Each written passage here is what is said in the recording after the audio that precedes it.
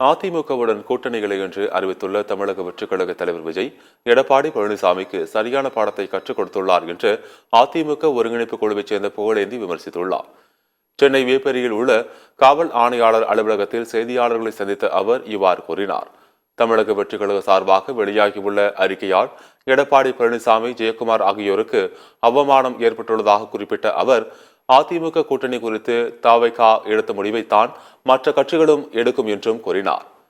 ராஜ்யசபா சீட்டுக்காகத்தான் அதிமுகவுடன் தேமுதிக கூட்டணி வைத்துள்ளது என்றும், மற்றபடி அவர்களும் டாடா காட்டி சென்று விடுவார்கள் என்றும் புகழேந்தி தெரிவித்தார். அது நடிகர் விஜய் கண்டுக்கவே இல்லை. இவர் ரொம்ப பெருமையா சொல்லிட்டார். யாருன்னு கேட்டீங்கன்னா, பழனிசாமி எங்களை பத்திலாம் ஒன்றும் பேசலையே, ரொம்ப மரியாதையா நடத்தினாங்களே, எங்களை பத்தி பேசுறதுக்கு ஒண்ணுமே இல்லையேன்னு சொல்லி இவர் அப்படிலாம் சொல்லிட்டு இருந்தார். அதுக்கு ஒரு முற்றுப்புள்ளியே இன்னைக்கு அவங்க வச்சிருக்காங்க, இது மாதிரி கூட்டணி இல்லைன்னு சொல்லி. அது நடிகர் விஜய் கண்டுக்கவே இல்லை.